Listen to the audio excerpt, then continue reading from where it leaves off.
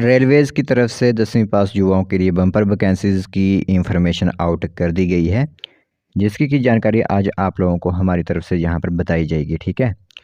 तो जैसे कि यह एक सेंट्रल लेवल की वैकेंसी रहती है जिसमें कोई भी आवेदन कर सकता है, किसी भी स्टेट का कैंडिडेट यहाँ पर आवेदन कर सकता है, ठीक है? तो ग्रुप डी की जो वैकेंसी रहने वाली है, काफ़ी अधिक पोस्टें आप लोगों की यहाँ पर देखने को मिलेंगी, अलग-अलग कैटेगरीज़ की वैकेंसीज़ इसके अंदर आप लोगों की आती हैं, ठीक है? तो पूरी इन्फॉर्मेशन आप लोगों को यहाँ पर बताई जाएगी। तो हमारे हिमाचल प्रदेश के इंटरेस्टेड कैंडिडेट्स जो भी 10वीं पास आईटीआई किए हुए हैं, वो इस वीडियो को यहाँ पर ध्यान से देख सकते हो, ठीक है? तो पूरी इन्फॉर्मेशन यहाँ पर आप लोगों को बताई जाएगी। तो इस पूरे क्राइटेरिया को जानने के बाद जो भी इंटरेस्टेड कैंडिडेट फॉर्म फिलअप करना चाहते होंगे, वो यहाँ पर फिलअप कर सकते हैं। तो आप आरआरबी चंडीगढ़ या फिर आरआरबी जम्मू के अंदर यहाँ पर वैकेंसीज़ फिलअप करवा सकते हो, किसी भी एक आरआरबी के अंदर, ठीक है? तो चलिए फिर बिना बस ज़ाये किए जो भी इन्फॉर्मेशन है आज हमारे पास वो हम आप लोगों को बताते हैं। तो दोस्तों देख सकते हो government of India ministry of Railways railway recruitment board की तरफ से ये एक एम्प्लॉयमेंट नोटिस आप लोगों के लिए यहाँ पर रहेगा, जो कि 7th आप लोगों का पे मैट्रिक्स यहाँ पर रहता है, ठीक है? तो इससे जुड़ी तमाम जानकारी आप लोगों को यहाँ पर बताई जाएगी। काफ़ी बड़े लेवल की यहाँ पर नोटिफिकेशन आप लोगों के लिए आई होती है, ठीक है? तो सबसे पहले आप लोगों के जो फॉर्म फिलअप करना स्टार्ट होंगे, यानी कि लिंक एक्टिवेट जिस दिन होगी वो रहेगी 31 जनवरी 2026 से, ठीक है?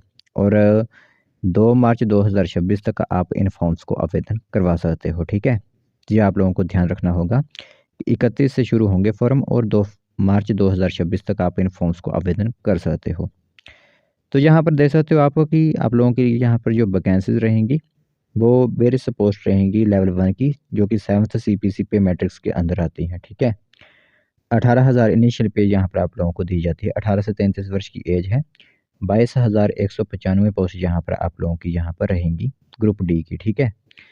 ये आप लोगों के लिए इन्फॉर्मेशन होगी। बाकी मैं क्वालिफ़िकेशन वगैरह भी आप लोगों को यहाँ पर बताऊँगा, किस तरह की क्वालिफ़िकेशन, यानी कि आप कितने पढ़े हुए होने चाहिए यहाँ पर, वो इम्पोर्टेंट यहाँ पर इन्फॉर्मेशन आप लोगों के लिए रहेगी, ठीक है? तो नोटिफ़िकेशन को ध्यान से आप यहाँ पर देखते रहिएगा। जो मेन यहाँ पर क्राइटेरिया आप लोगों का होगा, वो मैं आप लोगों को यहाँ पर बता दूँगा। तो सबसे पहले मैं आप लोगों को यहाँ पर बताऊँ, मेडिकल स्टैंडर्ड्स के अंदर आप लोगों की जनरल फ़िटनेस यहाँ पर होनी चाहिए, ठीक है? तो जनरली फ़िटनेस में आप लोगों की आइज़ ही चेक की जाती हैं, जैसे कि 6/9 की आप लोगों की जो है विज़न होना चाहिए विदाउट ग्लासेस, या फिर विदाउट ग्लासेस 0.6 वगैरह की जो है आप लोगों की आइज़ ही यहाँ पर चेक की जाती हैं रेलवेज़ के अंदर, ठीक है? बाकी नेशनैलिटी आप लोगों की इंडियन वगैरह होनी चाहिए।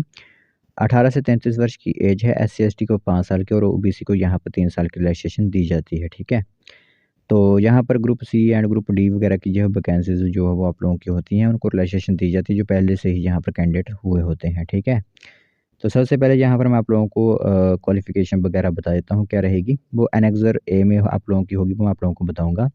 एग्ज़ामिनेशन फ़ीस की बात करें तो सभी के लिए 500 रुपीज़ फ़ीस रहती है, ठीक है? जैसे कि जो जनरल कैटेगरी से बिलॉन्ग करते हैं 500 रुपीज़ फ़ीस होती है, लेकिन जब आप पहले कंप्यूटर बेस्ड एग्ज़ामिनेशन में बैठते हो, उस समय आप लोगों को 400 रुपीज़ जो है वो वापस कर दिया जाता है, ठीक है? रिफ़ंड कर दिया जाता है। SC/ST को 250 रुपये फ़ीस होती है और वो पूरी यहाँ पर माफ़ कर दी जाती है जब आप पहला यहाँ पर एग्ज़ाम देते हो, ठीक है?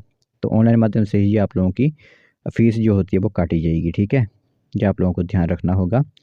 बाकी मेन इन्फॉर्मेशंस क्या रहेंगी यहाँ पर, वो मैं आप लोगों को यहाँ पर बताता हूँ। किस तरह आप लोगों के एग्ज़ाम वगैरह होंगे, क्या इसमें यहाँ पर रहेगी, वो पूरी इन्फॉर्मेशन यहाँ पर आप लोगों को जो है बताई जाएगी। तो काफ़ी अलग-अलग यहाँ पर बातें बताई गई होती हैं। व्यर्थ की यहाँ पर इतनी बड़ी नोटिफ़िकेशन बनाई होती है, आप लोगों को पता ही होना चाहिए।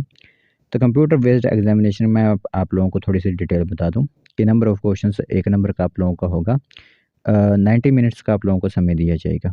तो 100 क्वेश्चंस टोटल होंगे, जिसमें जनरल साइंस के 25 क्वेश्चन होंगे, मैथ्स के 25 क्वेश्चन होंगे, रीजनिंग के 30 और यहाँ पर करंट अफेयर और जनरल अवेयरनेस के यहाँ पर 20 क्वेश्चन मिलाकर 100 क्वेश्चंस आप लोगों के होंगे। 1/3 की यहाँ पर नेगेटिव मार्किंग आप लोगों की होंगी। बाकी यहाँ पर देख सकते हो, यहाँ पर जो है आप लोगों के लिए सिलेबस रहने वाला है।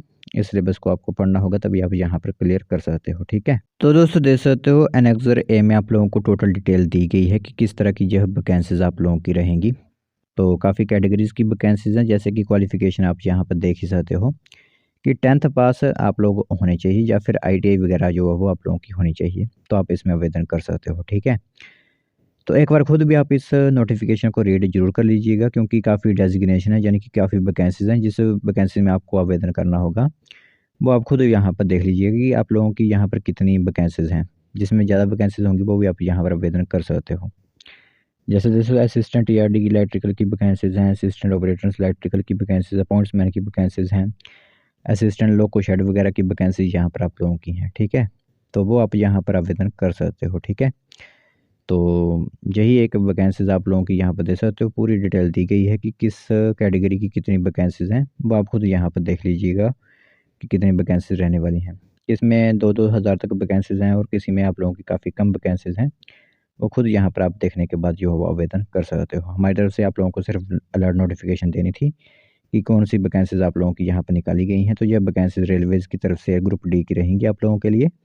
जो वर्क आप लोगों का होता है वो यहाँ पर दे सकते हो। इस तरह के वर्क आप लोगों के होते हैं अलग-अलग तरह के, वो आप यहाँ पर कर सकते हो।